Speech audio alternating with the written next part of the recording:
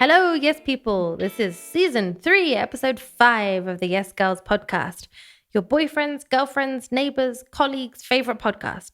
And I'm Claire. And I'm Akumu. And hopefully we are your favorite podcast too. And together we are the Yes Girls. So, as you know, we are two Nairobi-based wanderlusters who are making it our mission to say yes to doing, being, and learning something different every 2 weeks.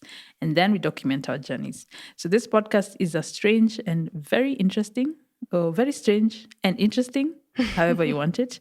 It's a very interesting result of us saying yes to sometimes challenging, sometimes fun, sometimes entertaining, and sometimes downright outrageous experiences.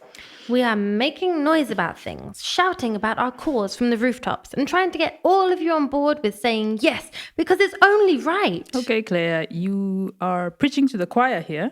I do not disagree.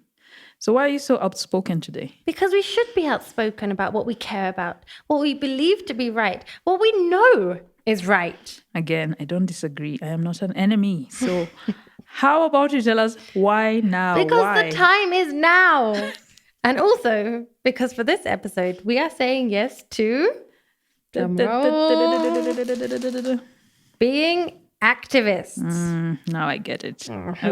Okay. And boy, this is a big, juicy, meaty topic. Kind of like, but also not like our first ever episode, being vegan. Anyway. Oh dear. I see what you did there. You still managed to put a pun in there. And yeah, even when you're really trying to get serious. Well, I'm passionate about puns. What can I say? And we love you for it. Sometimes. So for this season, none of us is an expert. We are back to both saying yes to the same thing we haven't done before. So we're doing, being, and learning something. And most excitingly, we'll have a guest expert to guide us. But remember, we're not only having a guest expert. Let's just call it Gexpert. Because it comes out like that. And then anyway. It has yes inside it, yeah? Gexpert. So we are not only having a guest. Just say Gexpert, honestly. Gexpert. We've just invented a new word. Even that was a problem. Gexpert. So, okay, again. Let's start again. But remember, we're not only having a Gexpert for each episode to keep us on track, we'll also have a no girl, our voice of reason on hand, who's there to bring us down to earth with a bang, or rather a voice note or two for each episode. But firstly, can we scan through our DMs to see if we've had any reviews lately? Absolutely. Let's pause and let's see. I'd like to shout out our followers who mention us specifically on Instagram stories. All of you. Yeah, we love you so much. And specifically, Celestine Awar. She gave us possibly the best reaction. Simply saying, yes, girl, yes. Is there really a better reaction to a Yes Girl podcast? No. Not really. And then we also have Edu KE. So W and then .ke. He emojied quite some excitement on his stories after an episode's release. He's amazing. And then we also had Baby Black with a Q at the end, who also shared some love for our recent episodes. Thank you so much. Erokamano, obrigado, gracias, merci. You absolutely rock. We really appreciate your support. And you can always send us a review or message or mention us in your stories on Instagram or drop us a comment or slide into our DMs. And that's always at Yes Girls Podcast. We've also had a lot of requests for Yes Girls merchandise, so drop us a message if you want some and we'll listen to you like you listen to us. We've already had a few orders and are putting ink to hoodie as we speak. Now back to this episode.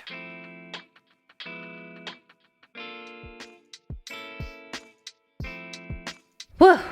We knew going into this challenge that it was going to be a tough one to swallow. Oh, forget swallowing. Tough one to bite, chew, ruminate. For those who remember the comedy episode.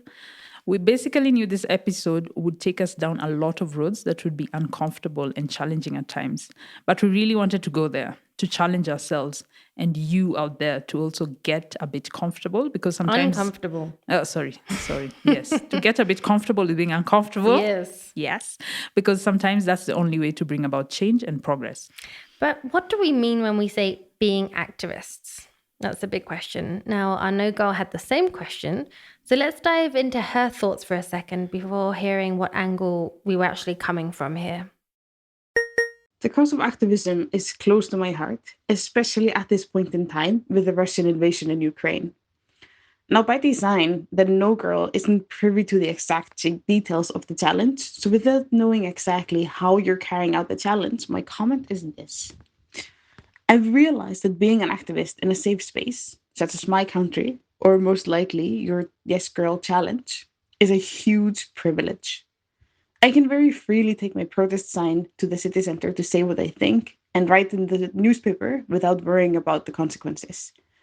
The same cannot be said about my Ukrainian and Russian friends who are risking their lives and their freedom with activism opposing the invasion. Or Boniface Mwangi, who risks not only his life but also his family's.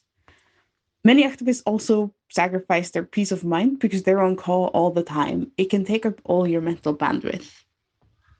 So, is saying yes to being an activist a cool thing to put on a podcast? Or will it make any difference for people out there who are suffering from the many injustices in the world? I'm curious to find what you guys get up to. Firstly, I'm so glad we have our no girl with us for this season, especially for this episode, because she she is such a sobering but grounding presence, and she's totally right. We will touch on some of the ideas she raises later on in the episode. Luckily for us, before we went into the challenge, we had a briefing with this episode's expert. So let's introduce him. Hey, is there a way to introduce this expert? There's no better way, but we'll try. Our expert this episode could honestly, he needs like an entire season with the Yes Girls. Yeah, we'll dedicate one to him sometime in the future because he's the kind of person who says yes very loudly. And sometimes he also says no. And, as long as it's loud and he's proud of doing it. So from being an artist himself and traveling around the world as a documentary photographer to promoting the arts in Kenya through a groundbreaking creative space, to seeking political office and founding a political party, to fighting corruption every single day, to holding public officials and all kinds of, officials to account. We can't even list everything. So if you've not already guessed it, let us break it down. Our expert for this episode is none other than Boniface Mwangi. Maybe we should let him introduce himself. My name is Boniface Mwangi, and I'm an almost middle-aged Kenyan, a father of three kids and a husband. I'm a photographer by profession. That's what I do for a living. But Kenyans call me an activist because I use my platform to highlight issues that happen in our country. I have led demonstration in this country. I've delivered coffins to parliament, pigs to parliament. I've helped reclaim school playgrounds. And every single day I wake up, I use my Twitter, my Facebook, and even my Instagram to highlight people's stories and issues. I love my country deeply, but I don't think my country loves me. My country has just tried to kill me so many times. So we have this hate-love relationship. I I started the youngest political party in this country, Ukweli Party, and I was the party leader for 5 years. And then I stepped down to raise my family. How I became an activist is a journey. It can be described in like 4 or 5 minutes. However, I started agitating for people's rights in primary school. I got expelled in high school for trying to highlight the injustices in my school. Okay. So I never went to high school. I'm a high school dropout basically. So most of the things that I know about life is self-taught. I didn't have mentors. And so when I learned and I became good at what I do, I decided to open a space called Power 254, where we could mentor and nurture young artists, activists, aspiring graffiti artists, just an art space with a with a touch of activism. I well, I've done many things, but I think what I would describe myself is what um, Alice Walker said. Alice Walker said that activism is the rent we pay to be in this world, right? And so, me being in this country, I have a role to play when I see things happening. I'm paying forward for my kids in this way. My grandparents fought for this country and suffered for this country, and because of their fight, I'm free today. We live in a free Kenya, so to speak, not under colonial rule. Yeah, free in some ways, but not. So that means that I also have to fight to ensure this country is better for my kids. And then when I die, my kids will fight for their kids. So every generation has a responsibility to fight for their children's future. Yeah. So we would love to share the entire pep talk we got from Boniface as we said yes to this challenge. And as I said, he needs an entire season. So we kind of have to be ruthless and just, give you some highlights. But watch out on our Instagram. We'll probably have more there. But I think it's clear that we were and still are in the presence of someone who lives, breathes, and bleeds activism. Yeah, that's Breeds a tongue twister. activism. I love it. Breeds, yeah. Future generations. I love it. We are the new generation. And he does it so much that we felt a bit inadequate because but we felt really pumped for this episode. Yeah. And we agreed with Boniface to give ourselves a week to kickstart our activism around each of us an individual cause of our choosing. So each of us would choose our cause to champion and perhaps pursue, or ideally pursue, a mix of in-person and online activism, or either, one or the other. So off we went with Boniface's wise words ringing in our ears. And Claire, it's your turn. I'm so glad it's you first. Activize away, if that's an actual word.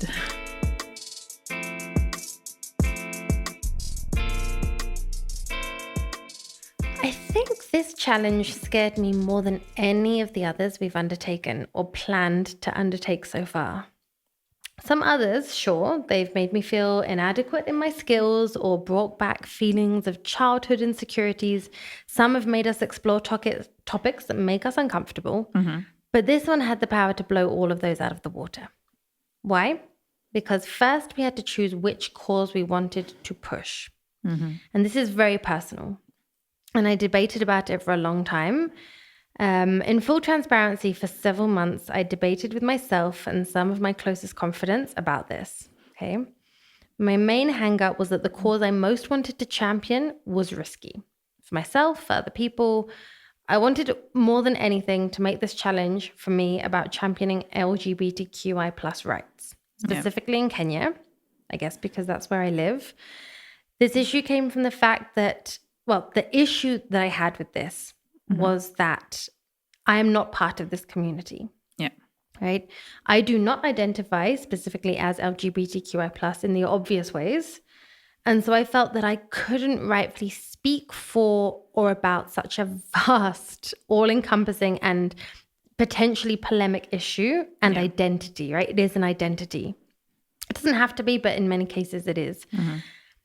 Did I make the right choice by not going with this cause, which I feel so passionately about and which can reduce me to tears, and which, those who know me, I hope, I can expose these things to. I don't know if I made the right choice. And I guess at least in discussing it in the run up to this challenge, I discovered more about myself and how I feel about putting myself out there in public. Yeah. But also being careful about who or what I try to represent and speak for. So I have a question. So if you were part of that community, would you have easily chosen this?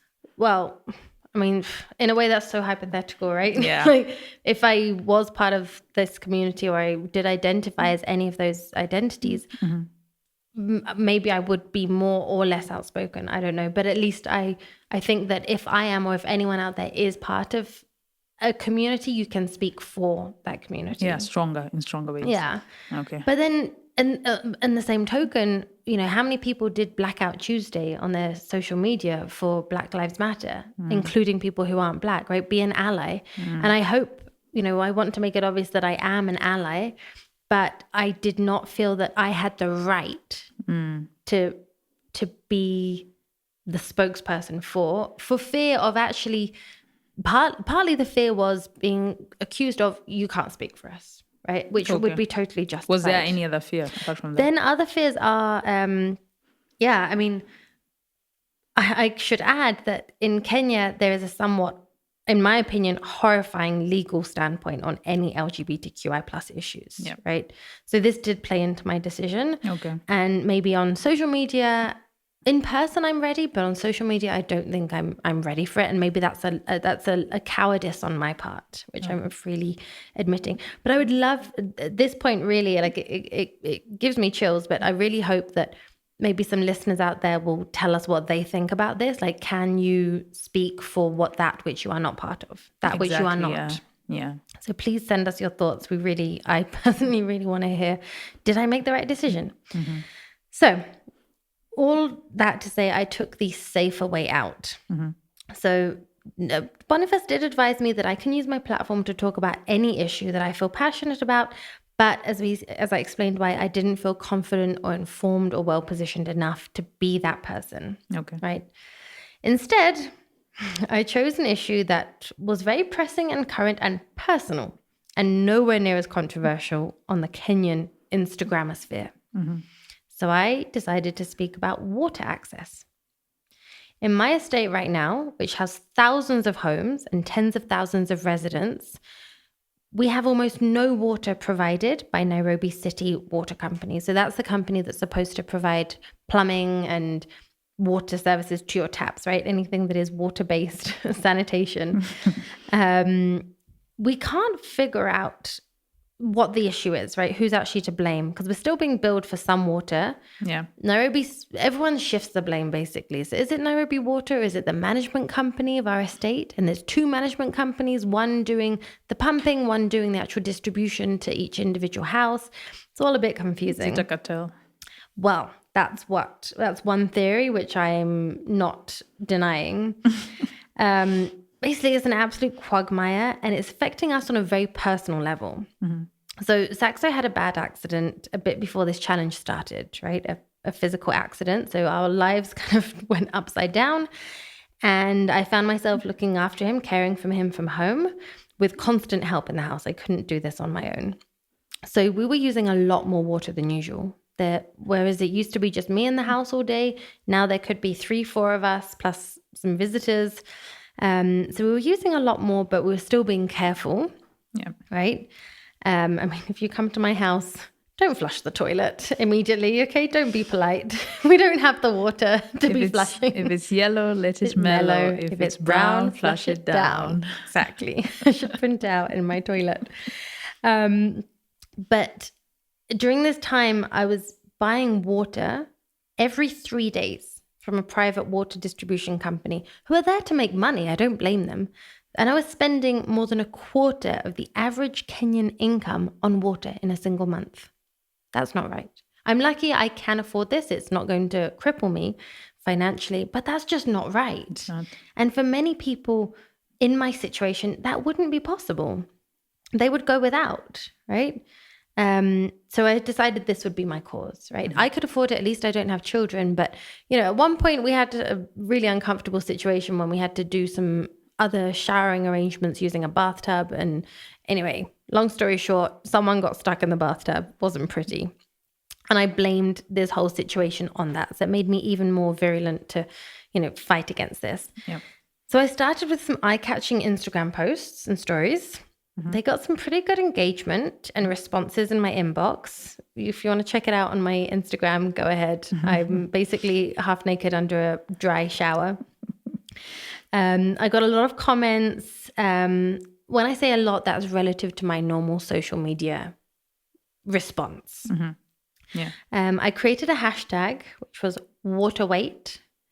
And alongside my runner-up hashtags, it took, there was a lot of brainstorming for hashtags going on here. So there was wash tag, which if you look at it, looks like hashtag, but it's wash tag. Yeah. Water shame. What a shame. I like that one. And one I stole from someone else, which was no water, no bills. Sadly, though, I tried to encourage other people, even though I tried to encourage other people to engage with the hashtags and post their own versions, no one else really posted, right? I didn't incite or initiate people to follow my lead, but people did engage and say, this is terrible. I'm in the same situation.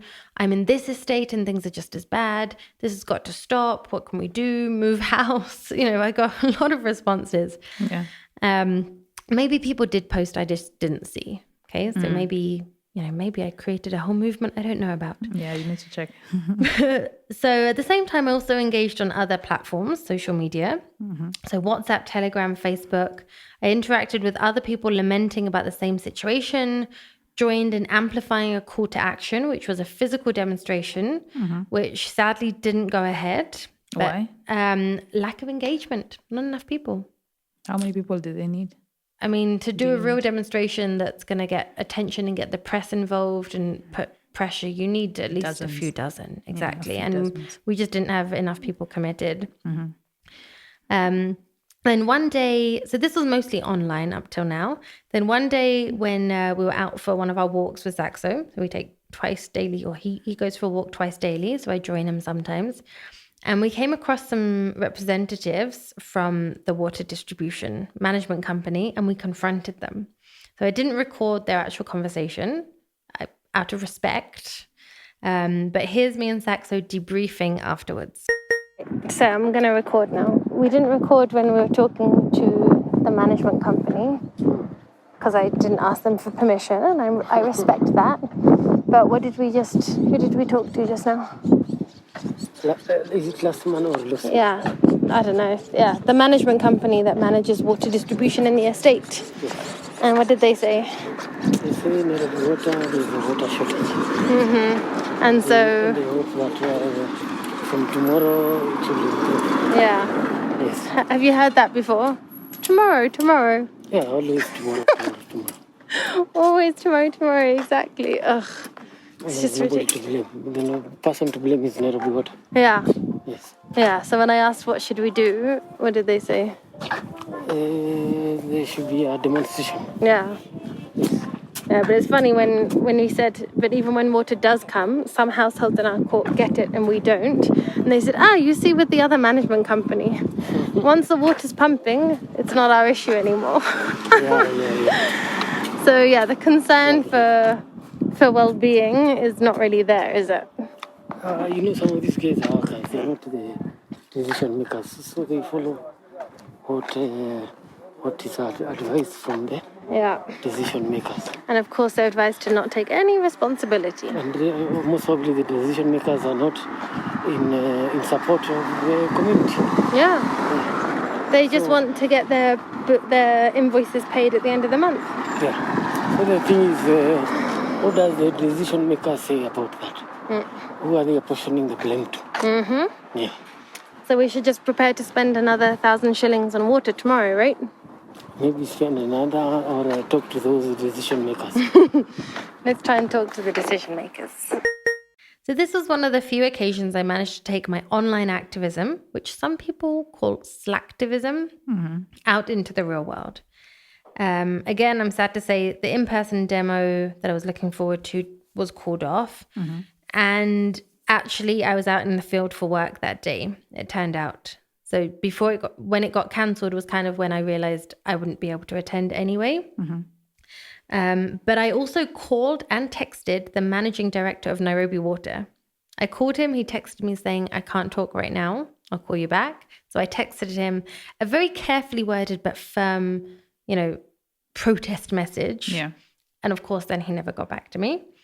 I talked a lot about it. I interviewed the water delivery guy to get their position on the situation. I tried, okay? I don't think my efforts made a difference in the grand scheme of things, but as with anything in this, the activism world, it's incremental steps. Yeah. It's small whispers that can become loud roars if enough people take them up and amplify them and make them their own. Exactly. So I'm proud of my efforts, even if I did not find this easy. I didn't take too many voice recordings because a lot of this challenge was about posting, sharing, interacting. And if you look on my social media, you'll see what I did do there, apart from the stories which are now disappeared. But maybe I'll revive some of them Highlights. in the highlights. So check out my highlights. But that's enough about me and my water and water and dignity struggles. Akumu. I make it Akumu o'clock for spilling the tea or the water. Don't spill the water. We don't have enough of it. Oh, what a shame.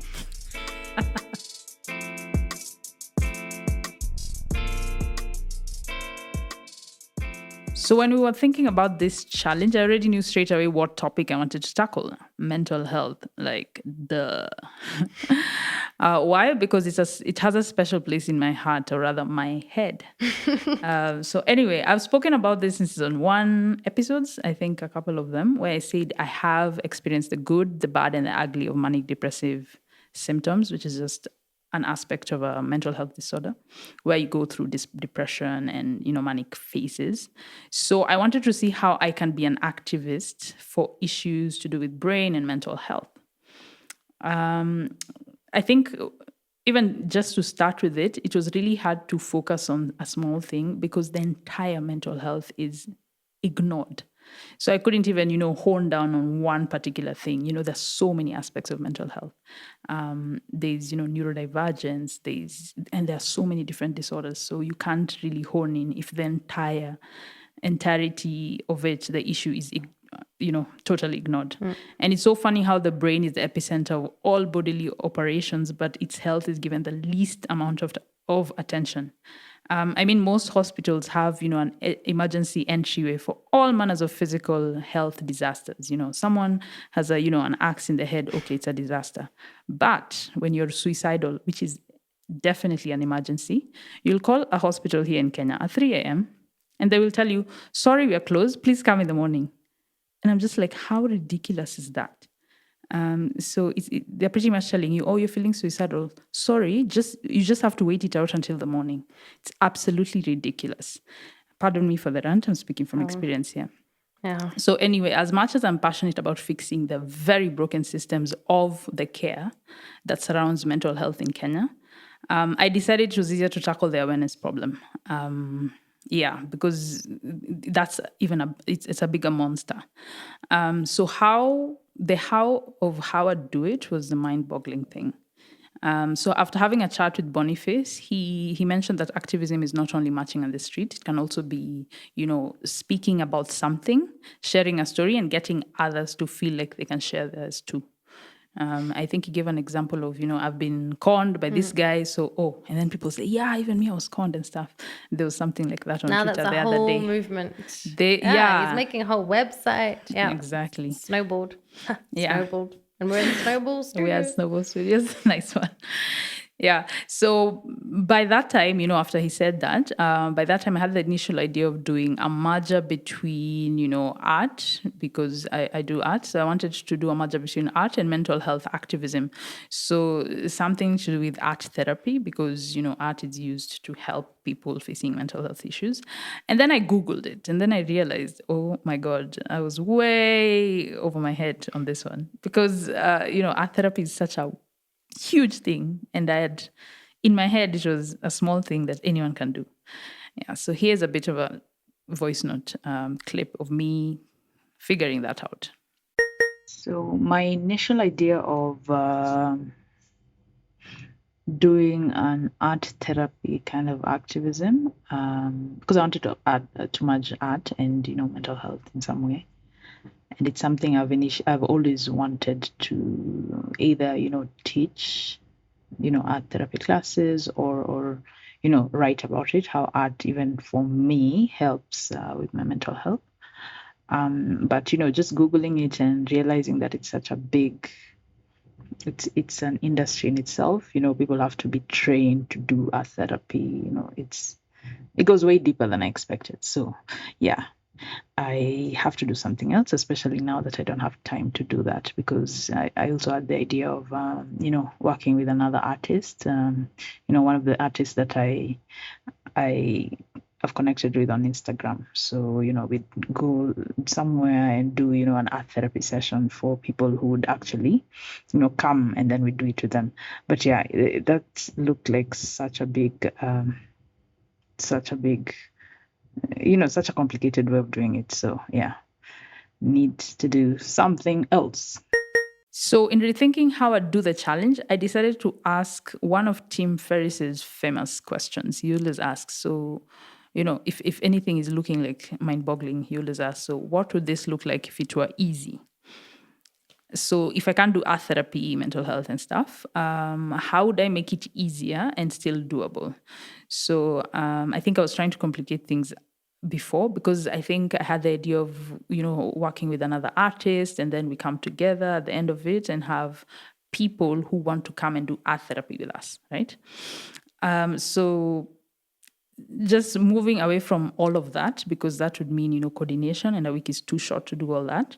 I decided, to just do simply, raising awareness. So, I should have maybe tried to get people to speak more, tried to get more people to speak. But anyway, so for the week, what I did was create a calendar that, things I would share on Instagram. And, even looking back, I feel like Instagram was the wrong channel for this. I feel like I should have done Twitter, actually, because Twitter is more activism. Instagram, people just for Instagram, people are there to be happy. They're not looking at sad stories on Instagram. Twitter is a place where people look at even, angry stuff. Also, right? people on Instagram might just see a picture and And like it without knowing what the caption is. And they don't even read the caption. Yeah. There are a couple of people who just put, love hearts and fires. And I'm just like, are you serious? Yeah. Did you even read the caption? Yeah. So I started with Instagram. So my hashtag was minding my own brain, because no one had used it before. I think just one person had used it. And it's a nice ring to it. It has mind and it has brain, and it just means, taking care of your own mental health. So the idea was to post, something on the feed with a caption that has an actual chapter of my experiences or a specific, topic. And then I'd do a couple of stories in different formats. I'd do just a story with the whole caption that I did on the feed. And then I'd do a poll of, things that I feel people don't know yet. I didn't do a poll, but I did a quiz of the myths and things that are true about her mental health. And then I did an answer. So ask me something. So I asked people to answer questions. So have you tried, no news in your feed, no phone notifications, all that stuff. So my expectations going in was that I would get at least some people to be brave enough to share their struggles with mental health, either with me privately. They didn't have to comment on social media, because that's hard for people to do. Or publicly just use the hashtag, like you said, and that I think needs a lot more time, a lot more consistency. So actually I haven't checked, but I'll check tonight. But yeah, I don't think anyone used it, because otherwise maybe I would have, actually maybe they wouldn't tell me, right? So I wouldn't know. So that would be my version, getting people to share their experiences would be my version of doing the march in the streets and, just trying to get some awareness out. Or maybe even if someone shared privately, I'd ask them, can I share your story? And then I'd share on Instagram stories. But in the end, no one pretty much joined the march. I mean, people replied to the stories. People said, yeah, I've tried this and it worked, this worked. And the quiz also showed me that there's a lot of, stuff that people still don't know about mental health. So, yeah, I mean, just from all of this, I feel like, I should have probably use Twitter a lot more. So I actually did one of the chapters on Twitter. And also I didn't get the traction I thought, but I think I'll move this campaign onwards on Twitter only. Yeah. So here's, I think, what I thought from the quiz, what I found from the quiz that I did on the stories. So I ran a quiz on my Insta stories, and the question was, so which of this, the idea was just to find whether people know, just awareness. What do people think is a myth or true about mental health? So the question was, which of this do you think is true? Which of this do you think is true about mental health? Sorry for the typo, people, sorry. So which of this do you think is true about mental health? And the first, the first option is people with bipolar disorder are moody. Second one is psychiatric medications are bad for you. Third one is 3/4 of mental health disorders begin before the age of 24. And the fourth option was, it is impossible to prevent mental illnesses. In the end, of course, people got it right. The third one is actually the one that's true. So 3/4 of mental health disorders begin before 24. It was overwhelmingly, people answered it correctly by it was a landslide win. I think 24 people chose that answer. But, what struck me is that, people still chose, the myths. People still chose, a couple of people said yes, people with bipolar disorder are moody. Others agreed that psychiatric medications are bad for you. I think that's a gray area. Personally, I think it's both true and false. The first one is completely false. Bipolar disorder is not just about moods; it's more than that. And the fourth one, some people also say that is true.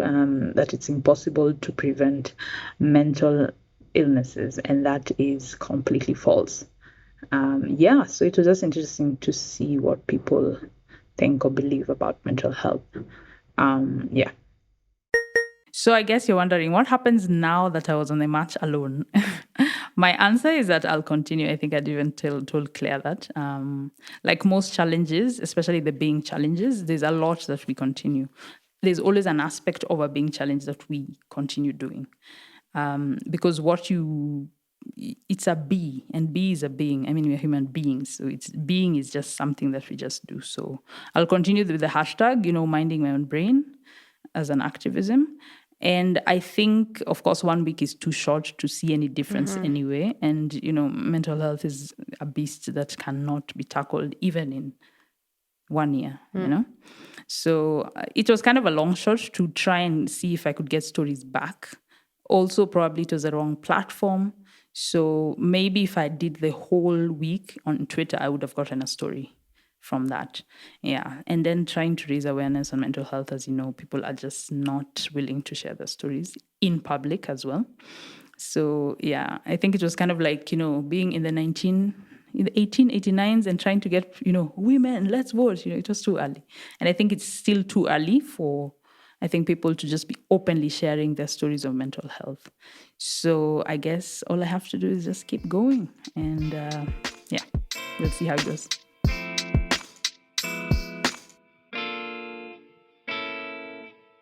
Wow. We certainly had a lot to say about our experiences of this, and we have so much more that we didn't even have time to cover.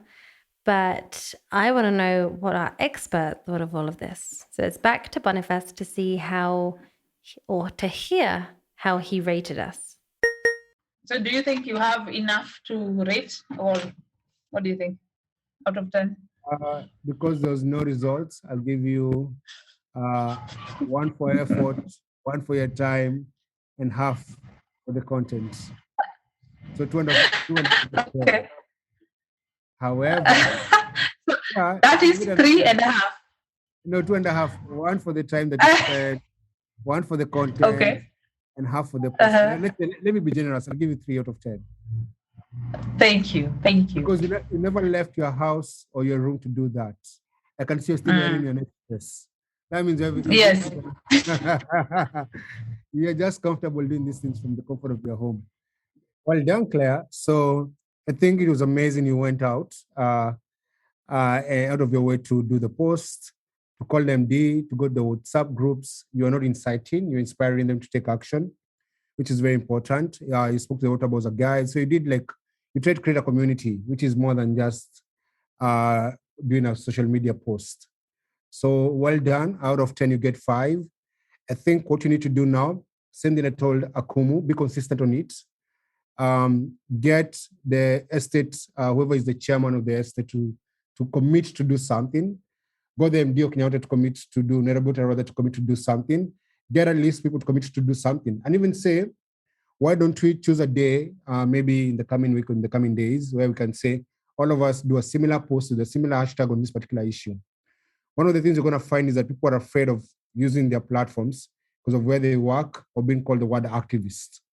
They find it's like a very bad word. So you can actually say, we're not activists, we are concerned residents of this estate who don't have water. We're just asking for what we pay for and just plan this thing out. Akumu and Claire, this thing can be done continuously. Our mental health is a continuous issue, doesn't change.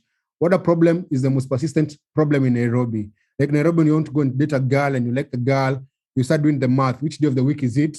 Because you might not have water in your house. It's true.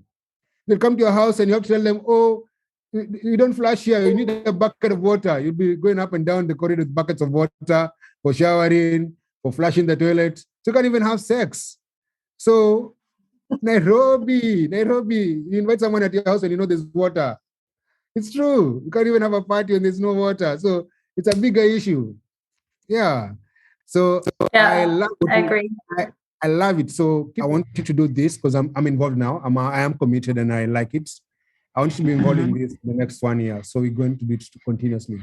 So you know the way you say I'm going to adopt this challenge continuously, and then I'm going to mentor you through it. So take the challenge for mental health, take a challenge for water problem until something gives. So we're going to keep it until something gives. You get an action, you get a change, or even you have an entire community or a small group of guys who meet to discuss mental wellness. So the guys are going to respond to your next people. Tell them, don't have a chat. Invite 4 or 5 people. You just create that tribe on that particular issue. So out of one challenge comes another. We did a week and we can do, but if we did a week, can we do a whole year? So it seems Boniface wants to back us in both our challenges and he's willing to coach us through it. So this is too huge of an opportunity for us to back down from. It's an opportunity to affect change, to get some mentorship, and of course it's a lot of self-improvement for us as well.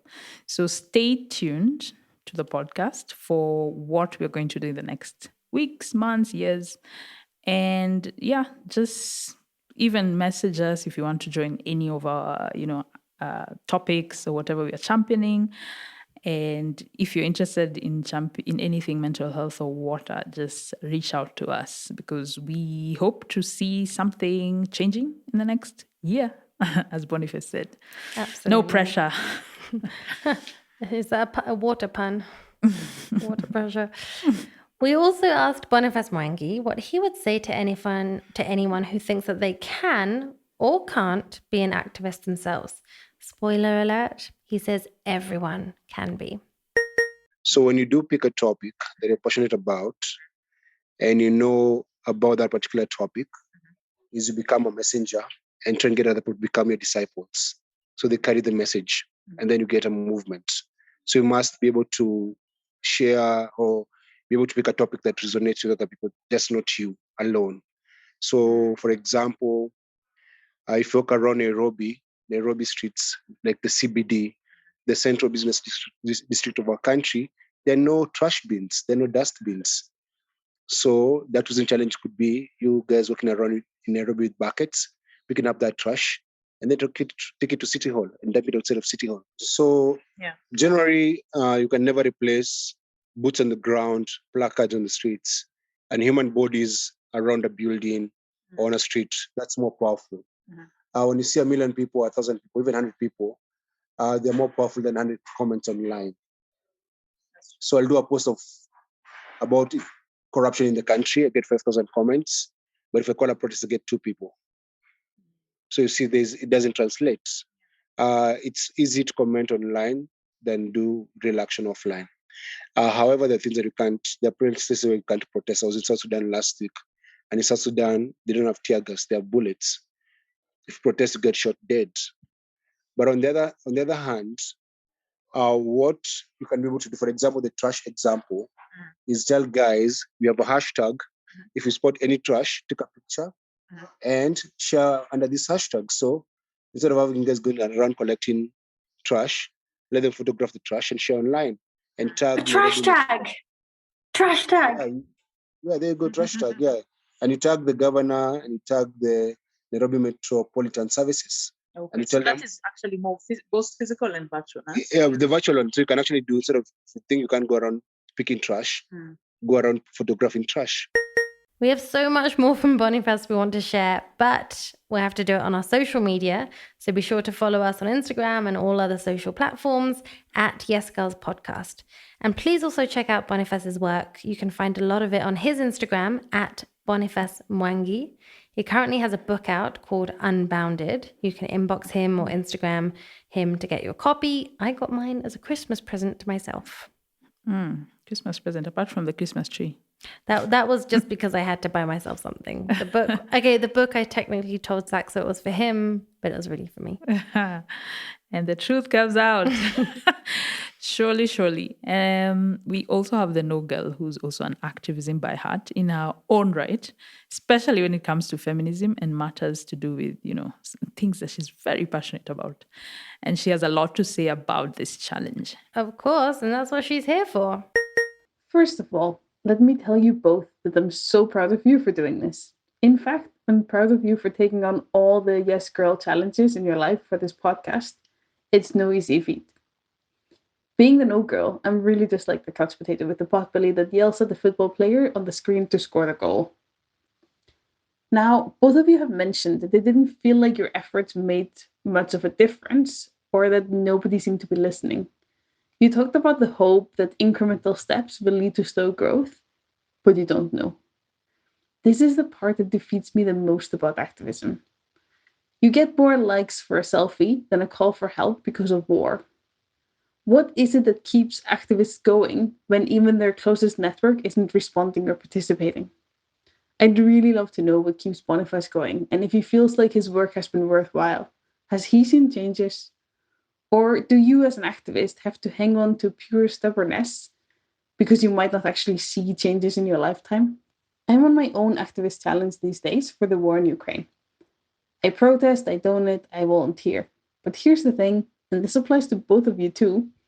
Most people, at least in our circles, will agree that Russia should not be invading Ukraine. The Kenyan government agrees that we should have water in our pipes, and most people will agree that we should do more for mental health. Nobody is fighting violently against us in our activism, is my point. We're pretty safe in our approach.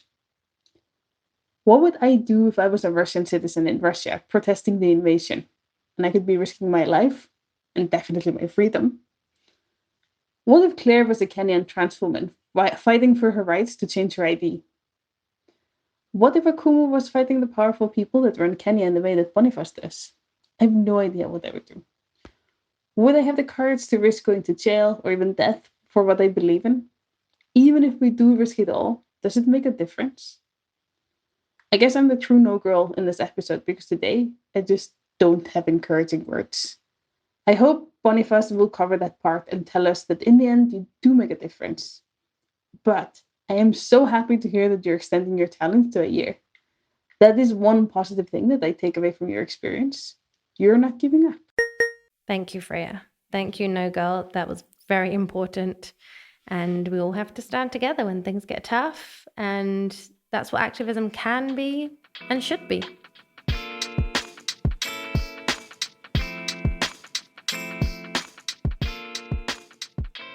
You'll find many more images, videos, and clips from our week of activism, and even perhaps some ongoing activism, because it's not something you just stop doing, right? You'll find that on our personal Instagram pages. So mine is at halfbakedclaire and Akumu's is at AkumuFiona. And of course, find everything on Yes Girls Podcast. And if you want to suggest something that you think the Yes Girls should do, be, learn, and be activists for, whether it's a future episode or this year that we're going to do or a future season, send us your ideas. If you want to share your expertise, your business, your passion with us, something you're passionate about and you want to share for our podcast, if it's about changing the world, tag us and get in touch with us. Again, it's at Yes Girls Podcast across all platforms. We also share behind the scenes photos and videos of all our various experiences, so you can get to see a little of what we put ourselves through, all in the name of doing, being, and learning for your entertainment. And education. We want to petition for more of Sampisha productions out of Snowball Studios, along with Ernest and Rioba, who produced this episode. Let's all get behind Sam Kagwara of Eterno Concepts for doing our amazing logo design, and we campaign for the right to listen to our fantastic theme music composed by Ped O'Brien. She's a true activist at heart, and we love her for it. It's our no girl, Freya Odstotir. Our guest expert today has been where no other Kenyan has been, and we were honored to get a taste of his activism. Thank you, Boniface Mwangi. Thank you, truly. And we would stand outside in the sun chanting all day and all night for all of you listening. Our yes girls, boys, and everything in between. We are so grateful to you. And that's it for this episode, sadly. But we'll be back in 2 weeks with some new noise for your ears. Yep, you had that right. You'll need ears for that one, like special ears. But for now, that's it from us. Claire. And Akumu. Okay. What are we? This should be like, we are. 1, 2, 3. The Yes Girls. Oh, yeah. Yes.